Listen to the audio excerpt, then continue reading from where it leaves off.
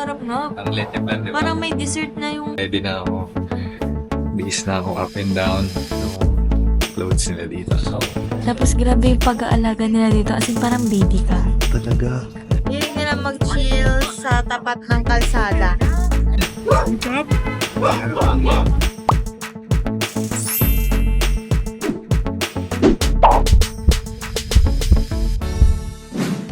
Okay, so kakababa lang namin sa Grab. Galing kami Bana Hills. So, we decided to have a sip of coffee muna. So, dumiretso kami dito sa isa sa kilalang coffee shop, cafe spot dito sa Dalang. So, ito ay ang Huango Cafe. So, maraming vloggers ang pumunta dito. Maraming reviews, maganda reviews. So, let's try. Let's go!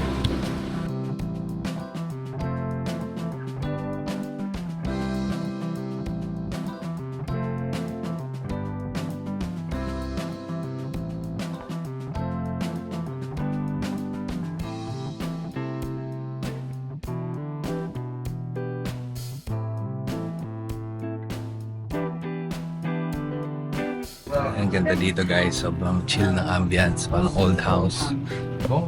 Mag-order lang kami. So, ang famous ay egg cream and coconut. Yung order namin.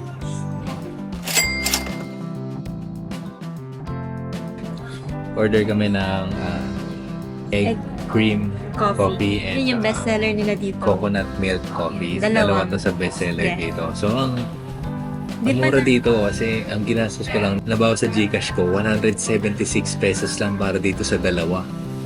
Mura sa Pilipinas, 200 na to. Isa lang yung presyo nun. Oh, yung once, nagastos namin dito sa dalawa, 176 na, yun yung nabawa sa Gcash ko. So, ang mura talaga. So, let's try it na. First time namin magta-try ng may egg sa coffee, tsaka coconut sa coffee, no? Halika naman. Ikaw na sino magta-try? Ikaw na go.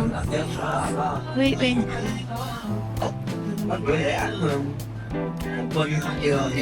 Sarap. Naluto. Mamaya pa haluin. Una mo lang inumin nung wala pang halo, tsaka hahaluin. Tigban mo yung iba pang sarap, parang leche plan. Wala, masarap na. Parang leche plan, di ba? Parang may dessert na yung coffee. Hindi pa inahalo yan. Sarap. Ang sarap. Pag-try. Ano mo, i-try mo yung hanggang sa ilalim mo sa sumihigop.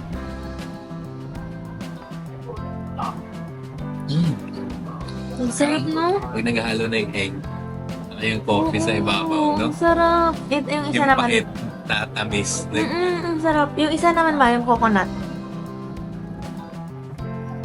The best. Sarap. The best. Yan na, Ano man. mahalo nito? Mamaya mo na Siguro haluin ito, ulit. parang yung sa ibabaw, parang dried coconut. Yung laman ng nyog, pan-dry. Oo. So, tingnan natin. Tikman mo. Tama. Yeah. Inumin natin, tapos sabayan natin ito. Mamaya mo na haluin. Yeah. Ay, grabe ito. Mas masarap to. Ako din try ko. Gusto ko bumalik dito. Mahal try ko. Hindi pa nga nakakalis, susunod bumalik.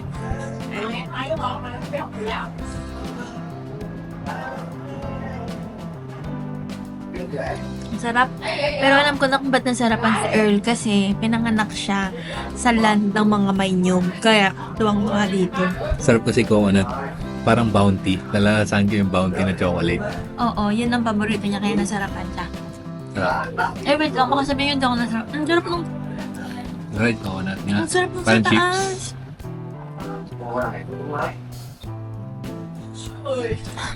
Ang sarap. Sipin niya sa halagang 180 pesos. Dalawa na to na signature coffee nila.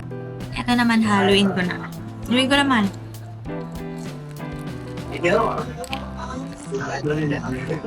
Halo-halo. Ito na best coffee ng buhay. Kopi ng buhay ko. Sarap. Sarap. Mm.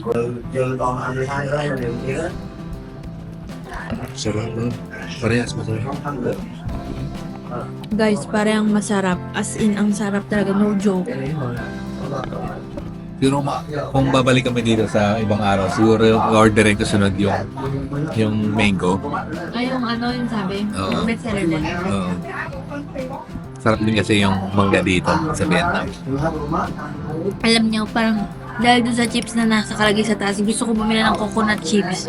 Ang sarap, promise. Mm.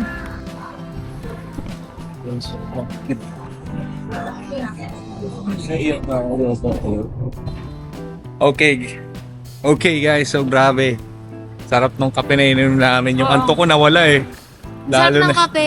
yung coconut, no? Wow. Wow. The Di best. namin ang paano basahin pero Oo. wow, kape. Ang sarap, talaga. masarap. Must try. Yes, must try. Tapos mura pa, grabe. Oh. Ang sarap, promise. Ang Yes. sarap talaga. Pag nag-uwi kayo dito, punta kayo agad dito. Maraming kapehan pero sa mga napanood namin na vlog, lagi ito nandun, di nawawala. Okay?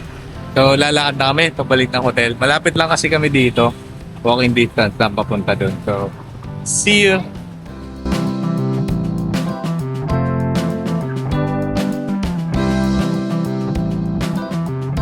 So, dito sa Vietnam, kailangan magaling ka tumawid kasi kahit yung mga motor, wala, dire-diretso yan. Tulad yan, no? Oh, tulad yan. Kailangan, bantayan mo yan. Bantayan mo lagi yan, mabibilis yan. Okay, so ngayon, dahil pagod kami maglakad sa Bana Hills, pumunta kami ngayon dito sa isa sa famous sa TikTok na spa, Golden Lotus Oriental Organic Spa. So, let's go, tingnan natin kung anong experience natin dito. Nabook namin ulit to sa Klook. So, let's see. Let's go.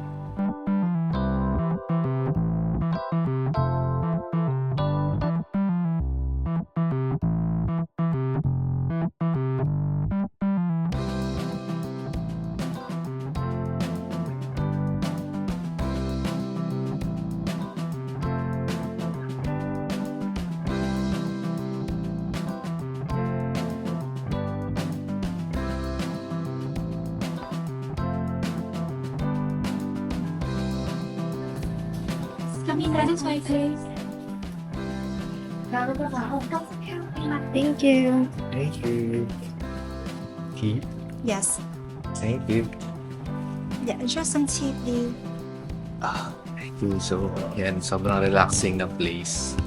Then, meron pang welcome tea.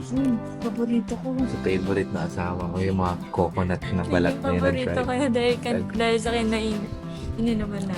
Mag-relax muna tayo gamit yung tea. Ano to?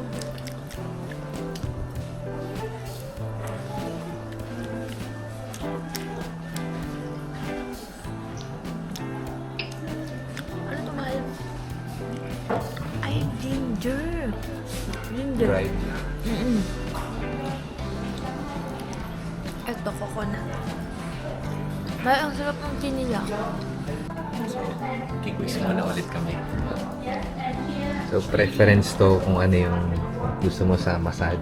So, yeah. So checklist lang yan. Preference. So, yun guys. So, pasok mo. Meron kang locker.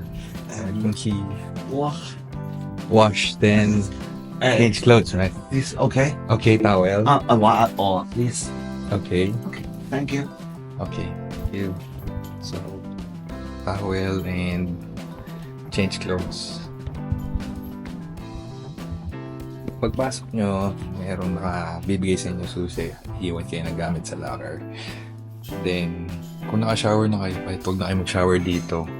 So, kami nag-shower na sa bahay. So, bibigay na lang kami ng damit. So, madaming sizes dyan. Small, medium, large, XXL. Let's get ready. Dress up. So, yan. Naka-ready na ako. Base na ako up and down. No clothes nila dito. So, ready na. Yung asawa ko nasa kabila. Nagbibihis na din. Ganito rin. Okay, let's go. Let's go.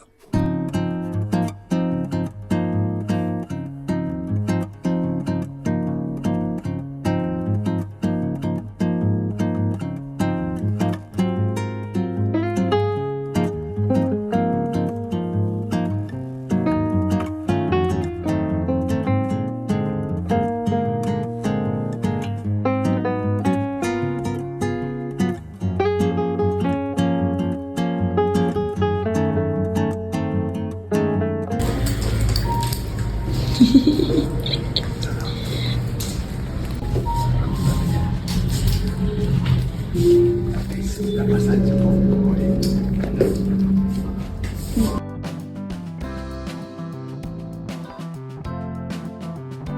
guys, grabe, sobrang sarap ng massage, grabe.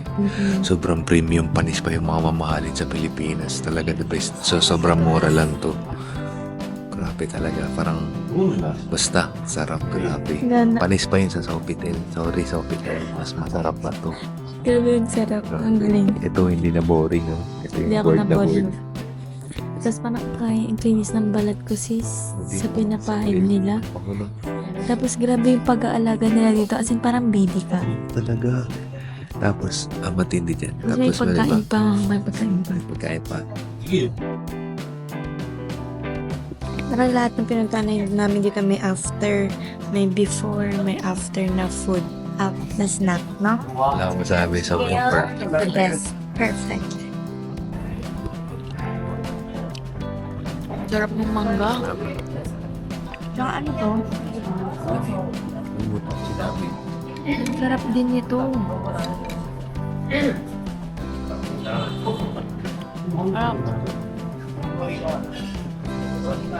Hi guys.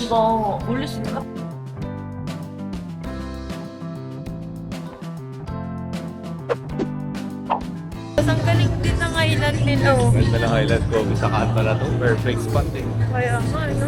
May mga pebbles pa eh. Ulit talaga eh. Yung hindi sila natatakot kumain sa labas. Yung May parang mag-hold secured up ka. sila.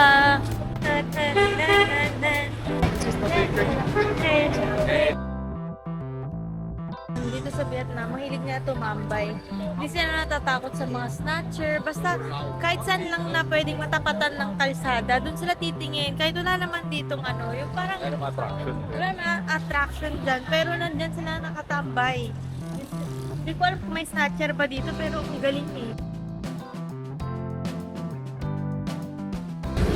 Hai San, Ban Man Nem, Okay.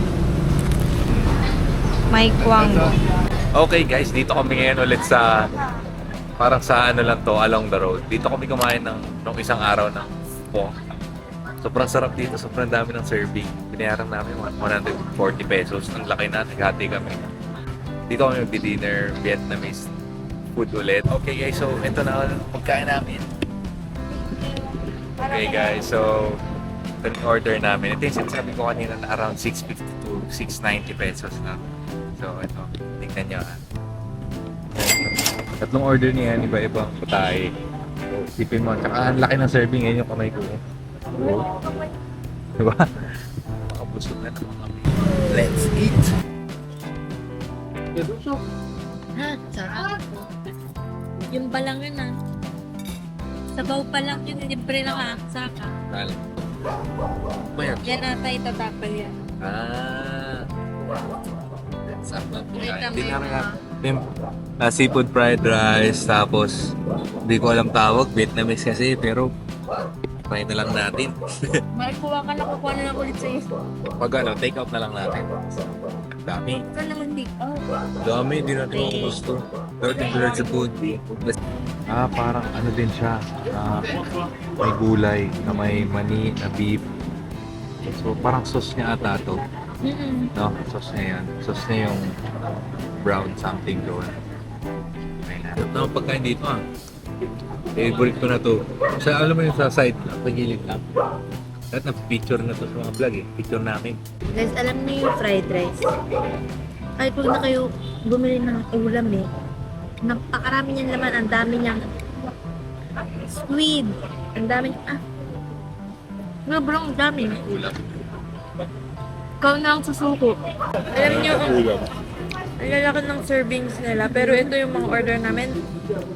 150 lang. 150 diba? 65. Mga ganun. Ito pala, ayan, bagoong pala yun. Sausawan daw nito. Bukan natin. Ayoko. Ang daming beef. Ito suko na oh. Ang lala, ang dami talaga dito. Ito mo, squid and hipon. Ayaw mo ng rice? Diba? Parang din nauubos yung hipon. Sarap lahat. Wala pang langaw dito. Galing. See you on our next vlog.